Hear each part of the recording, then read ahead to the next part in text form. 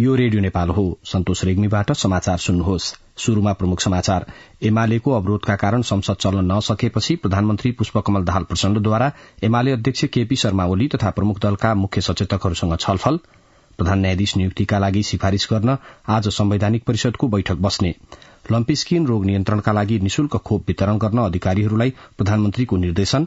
मुलुकमा रासायनिक मलको अभाव नरहेको तर स्थानीय तहको वितरण प्रणालीका कारण किसानको गुनासो आइरहेको कृषि तथा पशुपक्षी विकास मन्त्री बेदुराम भूषालको भनाई। र म्यानमारमा सैन्य सरकारद्वारा संकटकालको अवधि 6 महिना थप। आम निर्वाचनमा थप विलम्ब हुने। सुन त, भोलिको मिटिङको लागि सबैलाई फोन गर्यो? छैन सर, मेरो मोबाइलमा ब्यालेन्स नै थिएन। अलि पछि गर्छु ल्यान्डलाइनबाट। लौ हेर, मोबाइलमा ब्यालेन्स छैन भनेर हुन्छ? तिमीलाई थाहा छैन यस कार्यालयले नेपाल टेलिकमको कर्पोरेट युजर ग्रुप अर्थात सीयूजी सेवा लिएको छ। तिम्रो नम्बरलाई पनि सीयूजीमा सहभागी गराउ न। अनि सर, मेरो त प्रिपेड नम्बर हो नि। अहिले नेपाल टेलिकमले प्रिपेड र पोस्टपेड दुवै फोनमा सीयूजी सेवा लागू गरिसकेको छ। सीयूजीमा आबद्ध भएपछि हाम्रो कर्मचारीहरू बीच निशुल्क र नेपाल टेलिकमको नेटवर्कमा सस्तो दरमा फोन तथा एसएमएस गर्न र डाटा चलाउन पाइन्छ नि। तिमीलाई थप जानकारी चाहिएमा नेपाल टेलिकमको वेबसाइट www.ntc.net.np मा हेर न। नेपाल टेलिकम, राष्ट्रको संचार।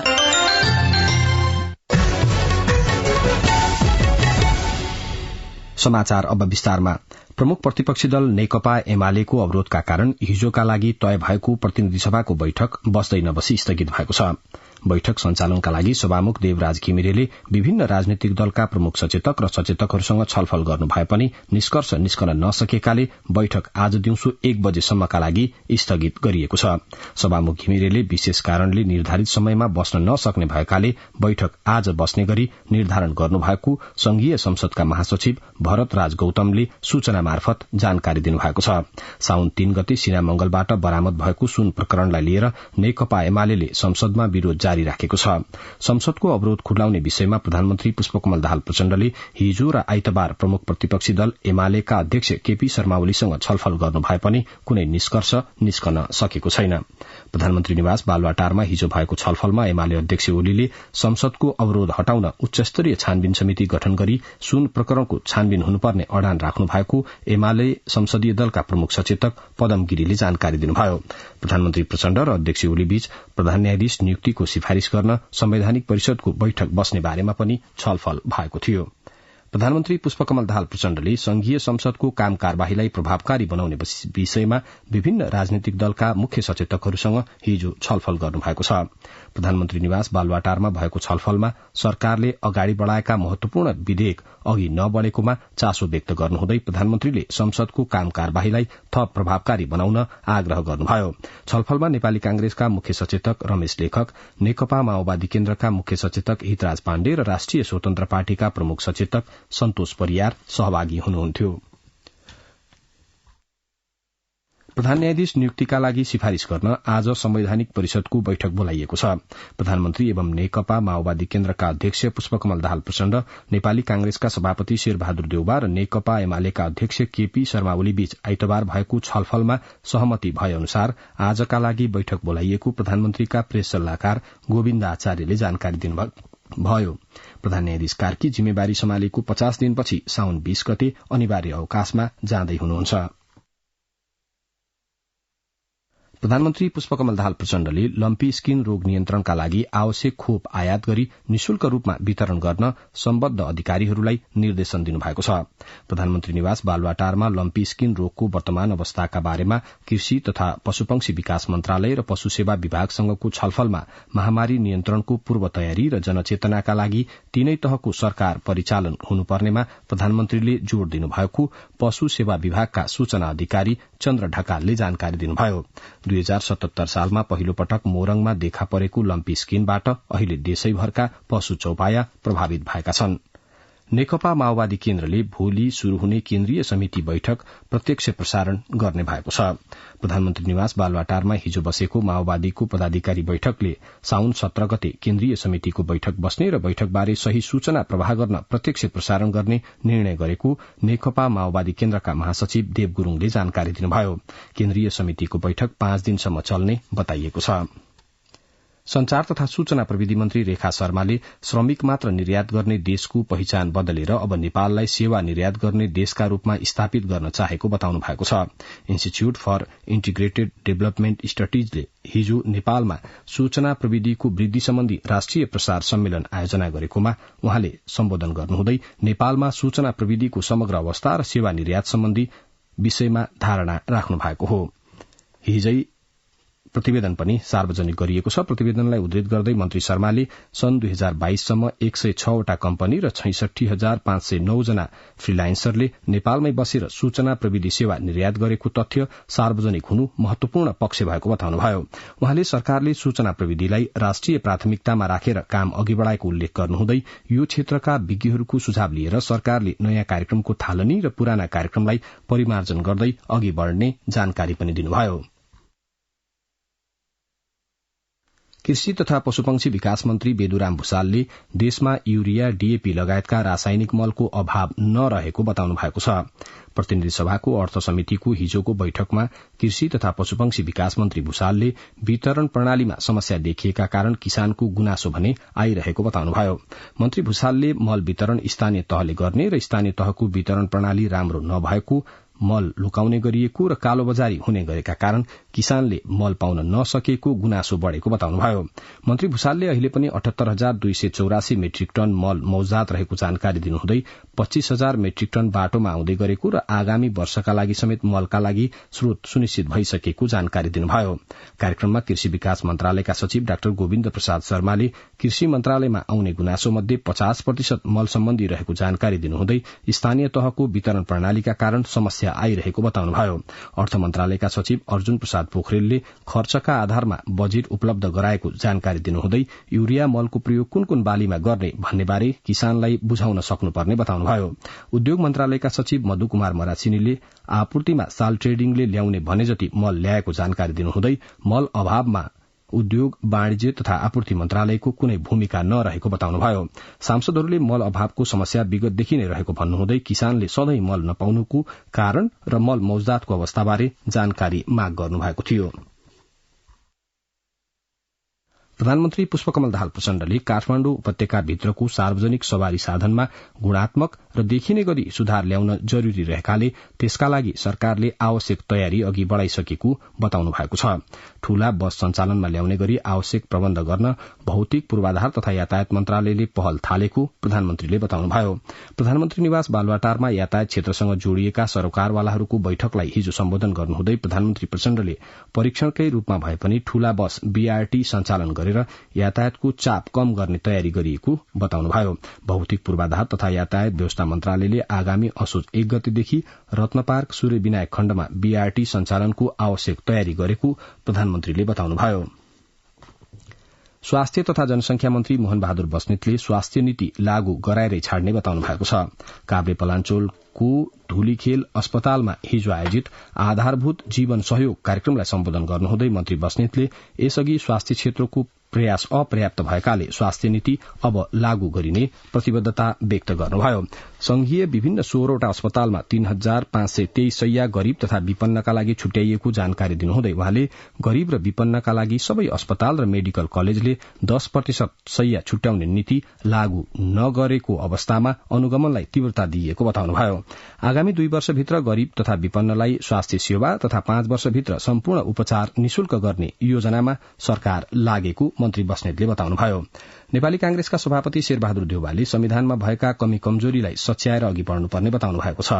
नेपाली कांग्रेस नुवाकोट क्षेत्र नम्बर 1 ले खीर खाने दिनका अवसरमा हिजो आयोजना गरेको कार्यक्रममा सभापति देउवाले संविधानलाई स्थायी रूपमा अघि बढ़ाउन संविधानमा भएका कमी कमजोरी सुधार गर्नुपर्ने प्रशस्त ठाउँहरू रहेको उल्लेख गर्नुहुँदै त्यसका लागि दलहरू बीचमा एकता आवश्यक रहेको बताउनुभयो।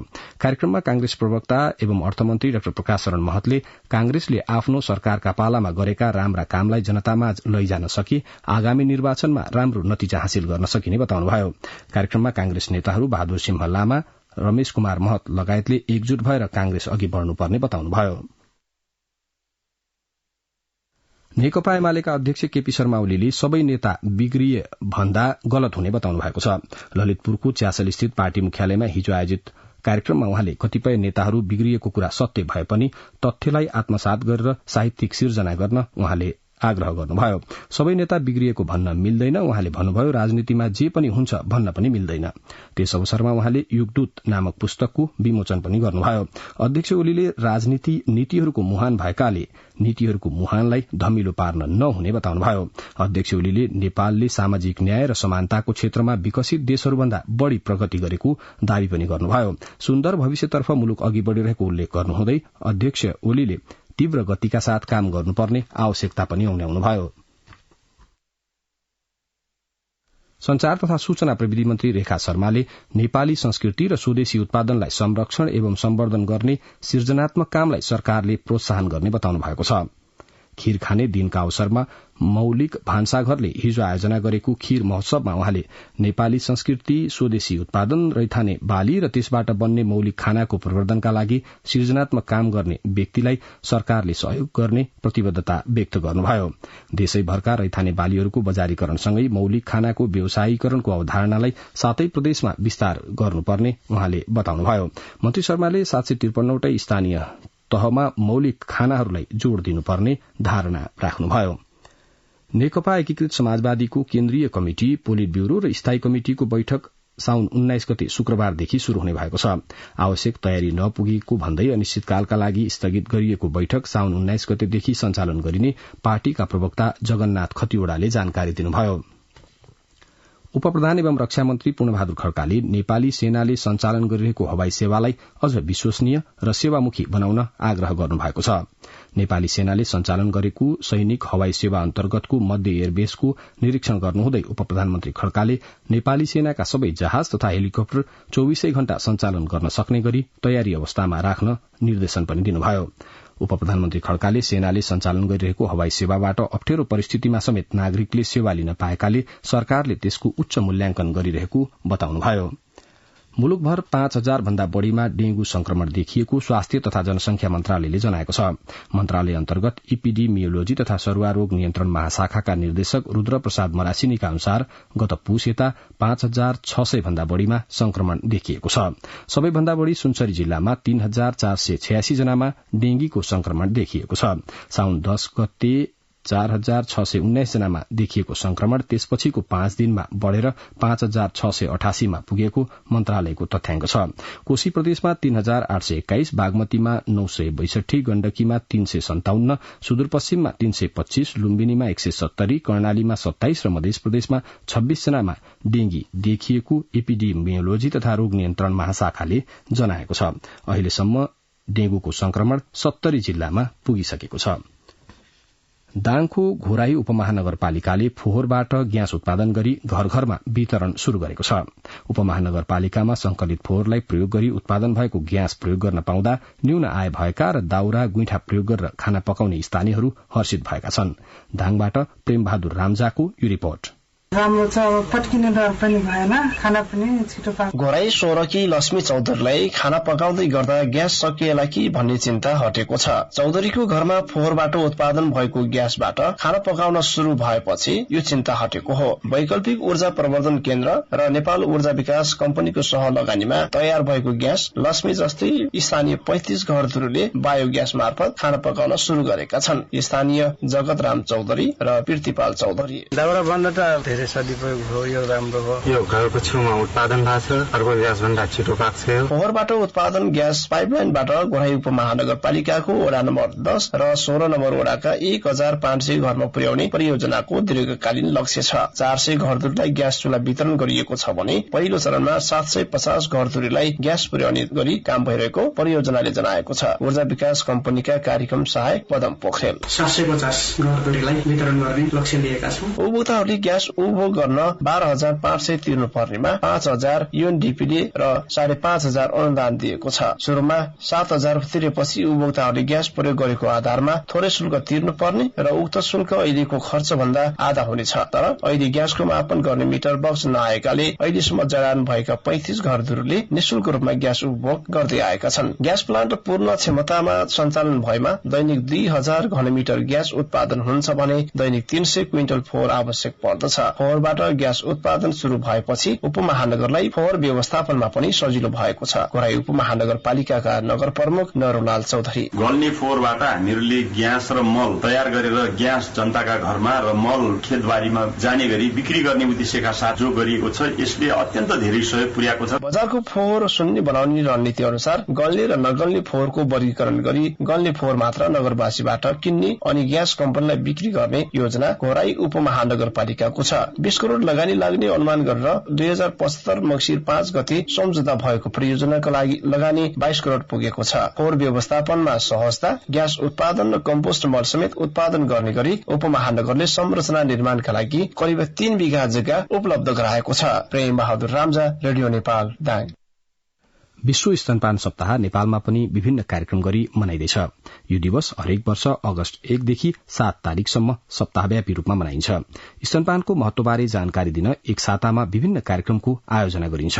यस वर्ष स्तनपान गरौं, काम गरौं भन्ने नारासहित यो दिवस मनाइँदैछ। कार्यस्थलमा स्तनपानका लागि सुरक्षित वातावरण निर्माण गर्न र स्तनपान गराइरहेका आमाका लागि विधाको व्यवस्थाको आवश्यकताबारे यस वर्षको नारा तय गरिएको विश्व स्वास्थ्य संगठन र युनिसेफले जनाएका छन्। सरकार र रोजगारदातालाई आमाहरूलाई स्तनपान गराउन आवश्यक समय, ठाउँ र समर्थन प्रदान गर्ने परिवार अनुकूलको नीति लागू गर्न विश्व स्वास्थ्य संगठनले आह्वान गर्दै आएको छ। स्तनपानलाई शिशुको सबैभन्दा पुरानो र पहिलो खोप समेत भन्ने गरिन्छ। दूधमा रोग निरोधक तत्व हुन्छ जसले नवजात शिशुको रोगसँग लड्ने क्षमता विकास गर्न मद्दत पुर्याउँछ। चिकित्सकहरूका अनुसार शिशुलाई जन्मेको 1 घण्टामा स्तनपान गराउनुपर्छ। विश्व स्वास्थ्य संगठनका अनुसार विश्वभर 6 महिना मुनिका 44% शिशुलाई मात्र स्तनपान गराउने तथ्याङ्क छ। महोत्तरीको शमसी गाउँपालिकाका लेखापाल रोशन कुमार राउत विरूद्ध 1,25,000 रूपियाँ बराबर भ्रष्टाचारको आरोपको मुद्दा दायर गरिएको छ। अख्तियार दुरूपयोग अनुसन्धान आयोगका प्रवक्ता भोला दाहालका अनुसार राउतले शमसी गाउँपालिका वडा नम्बर 5 मा सञ्चालन भएको कोविड-19 सम्बन्धी जनचेतनामूलक कार्यक्रम सम्पन्न पश्चात भुक्तानी दिने प्रयोजनका लागि सेवाग्राहीसँग रकम लिएका थिए। बाँकेको राप्ती सोनारीमा विद्यार्थी बोकेको बस दुर्घटना हुँदा 8 जना विद्यार्थी घाइते भएका छन्। राप्ती सोनारी गाउँपालिका वडा नम्बर 4 स्थित रामकुट्टी टोलमा 41 जना विद्यार्थी बोकेको बस दुर्घटनामा परेको इलाका प्रहरी कार्यालय धामपुरले जनाएको छ। विद्यार्थीहरूको राप्ती सोनारी अस्पतालमा उपचार भइरहेको छ। जुम्लाको स्याउ भदौको दोस्रो साताभन्दा अघि टिप्न र बेच्न नपाउने निर्णय सघि गरिए पनि मूल्य नपाउने डरले व्यापारीको मिलेमतोमा काँचो स्याउ टिपेर बेच्न थालिएपछि किसान चिन्तित बनेका छन्। जुम्लाबाट सागर परियारको यो रिपोर्ट। पछि राम्रो मूल्य नपाइने तथा संकलन केन्द्र नहुँदा विगतमा घरमै स्याउ कुहिएको जुम्ली किसानको नमिठो अनुभव छ। असार साउनमै पाक्ने स्याउको निर्यातलाई सहज बनाउनु पर्ने र अन्य जातका स्याउलाई भदौ दोस्रो सातापछि मात्रै टिप्न मिल्ने नियम बनाउनु पर्ने किसानको माग छ। यद्यपि साउन पहिलो हप्तामै परिपक्व भइसकेको स्याउ समेत लिन रोकेमा त्यसको क्षतिपूर्ति रोक्ने निकायले नै दिनुपर्ने किसान राजबहादुर भक्रीको माग छ। 2-4 दिनमै मैले स्याउ टिप्ने 1 हप्तामा सुर्खेत, नेपाल, काठमाडौँ लगायतका बजारमा पुर्याउने मैले सोच गरेका छु। यदि म रोकिनु पर्ने अवस्था आयो भने त्यो सम्बन्धित निकायले त्यसको जवाबदेहिता लिनुपर्छ र मेरो स्याउको मूल्य सम्बन्धित कार्यालयले वा जसले रोक्छ त्यसले तिर्नुपर्छ भन्ने मेरो दाबी छ। जुम्लाबाट वर्षेनी काँचो स्याउ टिपेर लुकीछिपी मुलुकका विभिन्न बजारमा पुग्ने गरेपछि अर्गानिक जिल्ला जुम्लाको पहिचान नै संकटमा पर्ने स्थिति सिर्जना भएको छ। काँचो स्याउको निर्यात रोक्न तथा संकलन केन्द्रको स्थापना गर्न स्थानीय सरकारले पहल गर्नुपर्ने नागरिक अगुवा राजबहादुर महतको भनाइ छ। काँचो स्याउ बाहिर जाँदाखेरि यहाँको स्याउको मार्केट डाउन हुन्छ। यसमा सबभन्दा अगुवाई स्थानीय तहले नै हरेक पालिकामा चौकी पनि छन्। यदि उहाँहरूले पहल गरिदिनु भयो भने यो अटोमेटिक रोकिनेछ। यसका लागि स्थानीय तहले अगुवाई गर्दै आफ्नो क्षमता अनुसारको पालिकामा एउटा सेलार स्टोर बनाउन जरुरी छ। साउन पहिलो सातामै जुम्लाको काँचो स्याउ बजारमा पुगेको भेटिएपछि कृषि विकास कार्यालय जुम्लाले स्याउ निर्यातका लागि कार्यालयबाट कुनै सिफारिश नदिएको जिकिर गरेको छ। तत्काल काँचो स्याउको निर्यात रोक्न प्रहरीलाई पत्रचार गरिएको कृषि विकास कार्यालय जुम्लाका सूचना अधिकारी शेरबहादुर भण्डारी बताउनुहुन्छ। काँचो स्याउ अवैध रूपमा चाहिँ लुकी छेपिकन जो चाहिँ लिन्छन् तिनलाई थुनछेक गर्नको लागि हामीले चाहिँ जिल्ला प्रहरी कार्यालय जुम्लालाई पत्र लेख्दैछौँ। पछि उपयुक्त मूल्य नपाइने डरले वर्षेनी व्यापारी र किसानको मिलोमत्वमा हुने काँचो स्याउको बिक्रीलाई रोक्न तथा अर्गानिक जिल्लाको पहिचानलाई कायम राख्न बजारको सुनिश्चितता र प्रत्येक पालिकामा संकलन केन्द्रको व्यवस्थापन गर्न सरोकारवालाको ध्यान पुग्न जरुरी छ। सागर परियार, रेडियो नेपाल, जुम्ला। केही अन्तर्राष्ट्रिय समाचार। म्यानमारको सैनिक सरकारले संकटकालीन अवस्थालाई लम्ब्याएको छ। सैन्य सरकारले संकटकाल 6 महिना थपेको छ। यसबाट आम निर्वाचनमा विलम्ब हुने संकेत देखिएको छ। संविधानतः संकटकालीन अवस्था अन्त्य भएको 6 महिनाभित्र आम निर्वाचन गराउनुपर्ने व्यवस्था छ। यही अगस्तमा आम निर्वाचन गराउने बाचा गरेको म्यानमारको वर्तमान सैन्य सरकारले संकटकाल 6 महिना लम्ब्याएको घोषणा गर्दै अब समयमै चुनाव नगर्ने संकेत गरेको हो। म्यानमार परिषदका कार्यवाहक अध्यक्ष मेन सोले आजदेखि लागू हुने गरी 6 महिनासम्म संकटकाल थपिएको घोषणा गर्नुभएको छ। 2 वर्ष अघि प्रजातन्त्रवादी नेत्री आङ सान सुकीको सरकारलाई अपदस्थ गरिएता त्यसको विरोधमा उत्रिएकाहरूमाथि व्यापक धरपकड एवं दमन भइरहेको छ। समग्र देश रक्तपातपूर्ण हिंसाको चपेटामा परेको अन्तर्राष्ट्रिय संचार माध्यमहरूले विश्लेषण गरेका छन्। सैनिक शासन विरूद्धको आन्दोलनमा 100औं नागरिक मारिएका छन् भने हजारौं त्यहाँ घाइते भएका छन्। पाकिस्तानमा इस्लामिक राजनैतिक दलले आयोजना गरेको एउटा चुनावी कार्यक्रममा आत्मघाती बम विस्फोट हुँदा मृत्यु हुनेको संख्या 50 नागेको पाकिस्तानी संचार माध्यमहरूले जनाएका छन्। अधिकारीहरूले 15 जना घाइतेहरूको अवस्था गम्भीर रहेकाले अझै मृतकको संख्या बढ़न सक्ने उल्लेख गरेका छन्। भारतको महाराष्ट्र राज्यको जयपुरबाट मुम्बई जाँदै गरेको रेलमा रेलवे सुरक्षा बलका एकजना जवानले गोली चलाउँदा हिजो कम्तीमा 4 जनाको मृत्यु भएको छ। अब आर्थिक समाचार।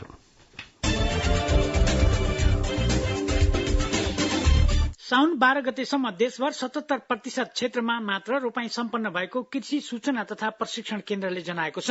गत वर्षको साउन 12 गतेसम्म 90% धान रोपाई सकिएको थियो। केन्द्रका प्रमुख प्रकाश कुमार सञ्जेलले देशभर 13,57,816 हेक्टर क्षेत्रफलमा धान रोपाई हुने गरेको जानकारी दिनुभयो। यसमध्ये हालसम्म 10,53,404 हेक्टर क्षेत्रफलमा मात्र धान रोपाई सकिएको छ। यस वर्ष साउन 12 गतेसम्म कोशी प्रदेशमा 84% भूभागमा धान रोपाई सम्पन्न भएको छ भने मध्य प्रदेशमा 59% भूभागमा मात्र धान रोपाई सकिएको छ। त्यसैगरी साउन 12 गतेसम्म बागमती प्रदेशमा 72%, गण्डकी प्रदेशमा 82%, लुम्बिनी प्रदेशमा 81% भूभागमा धान रोपाई सम्पन्न भएको छ। कर्णाली प्रदेशमा 85% र सुदूरपश्चिम प्रदेशमा भने 99% क्षेत्रफलमा धान रोपाई सकिएको केन्द्रले जनाएको छ। राष्ट्रिय योजना आयोगका उपाध्यक्ष डाक्टर मीन बहादुर श्रेष्ठले आगामी 16औं पञ्चवर्षीय योजना सुशासन, सामाजिक न्याय र समृद्धिमा केन्द्रित हुने बताउनु भएको छ।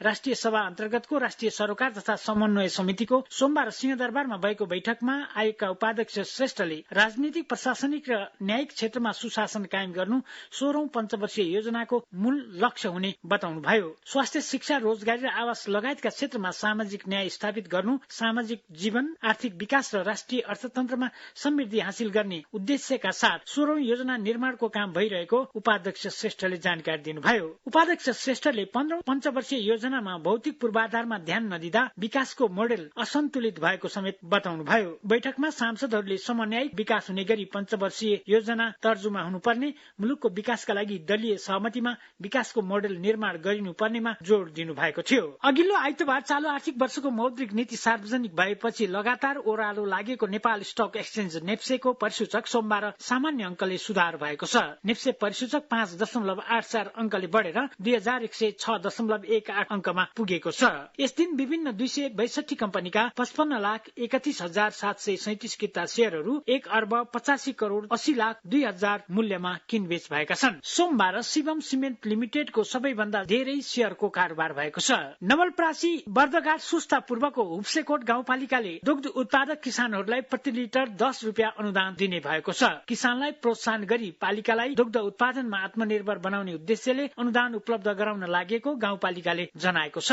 गाउँपालिकाका अध्यक्ष लक्ष्मी देवी पाण्डेले उत्पादनका आधारमा अनुदान दिने नीति अनुरूप आर्थिक वर्ष 2078-79 देखि किसानलाई अनुदान दिन थालिएको बताउँदै यस वर्ष सहकारी मार्फत प्रति लिटर 10 रुपियाँका दरले अनुदान उपलब्ध गराउने निर्णय भएको जानकारी दिनुभयो। गत आर्थिक वर्षमा 2 सहकारी संस्था मार्फत किसानलाई अनुदान उपलब्ध गराएको गाउँपालिकाका लेखा अधिकृत राजेन्द्र प्रसाद रेग्मीले जानकारी दिनुभयो। गत वर्ष प्रति लिटर 5 रुपियाँका दरले 2,86,619 रुपियाँ अनुदान प्रदान गरिएको थियो। भुवन आचार्य। अब खेल समाचार। नेपाल बक्सिङ महासंघले एसियाली खेलकुदमा पदक जित्ने खेलाड़ीलाई नगद पुरस्कार सहित सम्मान गर्ने निर्णय गरेको छ। महासंघको नवनिर्वाचित कार्य समिति बैठकले एसियन गेम्समा पदक जित्ने खेलाड़ी नगद पुरस्कार सहित सम्मान गर्ने घोषणा गरेको हो। बैठकले चीनमा हुने एसियन गेम्समा स्वर्ण पदक जित्ने खेलाड़ीलाई जनै 10 लाख, रजत जित्नेलाई 5 लाख र काँस्य पदक जित्ने खेलाड़ीलाई 2,50,000 रुपियाँ नगद पुरस्कार दिने निर्णय गरेको छ। महासंघको कोष वृद्धि गर्न पदाधिकारीबाट 15,000 र सदस्यबाट 10,000 रुपियाँ संकलन गर्ने निर्णय गरेको संस्थाले मासिक रूपमा पदाधिकारीबाट 5,000 र सदस्यहरूबाट 3,000 रुपियाँ संकलन गर्ने निर्णय पनि गरेको छ। अस्ट्रेलिया फिफा महिला विश्वकप प्रतियोगिताको नकआउट चरणमा पुगेको छ। खेलमा अस्ट्रेलियाले क्यानाडामाथि 4-0 को प्रभावशाली जित निकालेको हो। अर्को चरणमा आफ्नो स्थान सुरक्षित गर्न अस्ट्रेलियालाई जित आवश्यक थियो। समूह बी मा यो जितपछि अस्ट्रेलियाको 6 अंक भएको छ र समूह विजेता बनेको छ। यसै समूहको अर्को खेलमा नाइजेरिया र आयरल्याण्डले गोल रहित बराबरी खेले। नाइजेरिया 5 अंकमा दोस्रोमा रह्यो। क्यानाडा भने 4 अंकमै सीमित रहेर प्रतियोगिताबाट बाहिरियो। यस्तै आयरल्याण्ड 1 अंकमा सीमित रह्यो। जापान समूह जी को विजेता भएको छ। जापानले स्पेनमाथि 4-0 को जित निकालेको छ।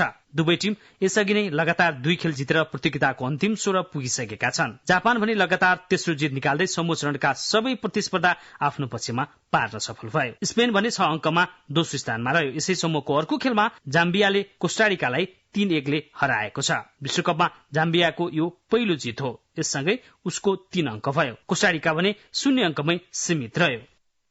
अजय बम।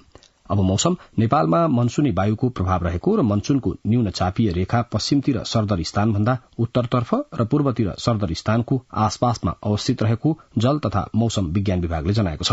अहिले काठमाडौँ उपत्यका लगायत देशभर आंशिकदेखि सामान्य बद्लिरही कर्णाली, लुम्बिनी, गण्डकी र बागमती प्रदेशका थोरै स्थानहरूमा र बाँकी प्रदेशका 1-2 स्थानहरूमा हल्कादेखि मध्यम वर्षा भइरहेको छ। सिन्धुपाल्चोक, भक्तपुर र आसपासका क्षेत्रमा अधिक वर्षा भइरहेको छ। मेलम्ची र इन्द्रावती नदीमा बहाव बढ्ने सम्भावना भएकाले मेलम्ची बजार लगायतका तल्लो तटीय क्षेत्रहरूमा उच्च सतर्कता अपनाउन महाशाखाले आग्रह गरेको छ। अधिक वर्षा मापन भएका क्षेत्र भई बहने ससाना खोलाहरूमा समेत बहाव बढ्न सक्ने तथा कमजोर र भिरालो जमिनमा पहिरोको जोखिम रहेकाले सतर्कता अपनाउन विभागले आग्रह गरेको छ। देशभर आंशिकदेखि सामान्य बद्लिरही बागमती, गण्डकी, लुम्बिनी, कर्णाली र बाँकी प्रदेशका केही स्थानमा मध्यम वर्षा हुने र सोही प्रदेशका 1-2 स्थानमा मेघगर्जन र चट्याङसहित अधिक वर्षा हुने सम्भावना पनि रहेको विभागले जानकारी दिएको छ। गत 24 घण्टामा काठमाडौँ उपत्यकामा मापन गरिएको अधिकतम तापक्रम 30.5 डिग्री सेल्सियस, न्यूनतम तापक्रम 21 डिग्री सेल्सियस, वर्षा 25.5 मिलिमिटर। अहिले बिहानको सापेक्षिक आर्द्रता 98%। आज दिउँसो काठमाडौँ उपत्यकाको अधिकतम तापक्रम 27 देखि 29 डिग्री सेल्सियसका बीच रहने अनुमान गरिएको छ। काठमाडौँ उपत्यकामा सूर्योदय अघि बिहान 5:27 भयो भने सूर्यास्त भरे साँझ 6:54 हुनेछ। अन्त्यमा प्रमुख समाचार पुनः एकपटक। एमालेको अवरोधका कारण संसद चल्न नसकेपछि प्रधानमन्त्री पुष्पकमल दाहाल प्रचण्डद्वारा एमाले अध्यक्ष केपी शर्मा ओली तथा प्रमुख दलका मुख्य सचेतकहरूसँग हिजो छलफल। प्रधान न्यायाधीश नियुक्तिका लागि सिफारिश गर्न आज संवैधानिक परिषदको बैठक बस्ने। लम्पी स्किन रोग नियन्त्रणका लागि निशुल्क रूपमा खोप वितरण गर्न अधिकारीहरूलाई प्रधानमन्त्रीको निर्देशन। मुलुकमा रासायनिक मलको अभाव नरहेको तर स्थानीय तहको वितरण प्रणालीका कारण किसानको गुनासो आइरहेको कृषि तथा पशुपक्षी विकास मन्त्री बेदुराम भूषालको भनाई। र म्यानमारमा सैन्य सरकारद्वारा संकटकालको अवधि 6 महिना थप, आम निर्वाचनमा थप विलम्ब हुने। बिहान 7 बजेको समाचार सकियो। अर्को समाचार प्रसारण 8 बजे अंग्रेजीमा सुन्न सक्नुहुनेछ। हवस् त, नमस्कार।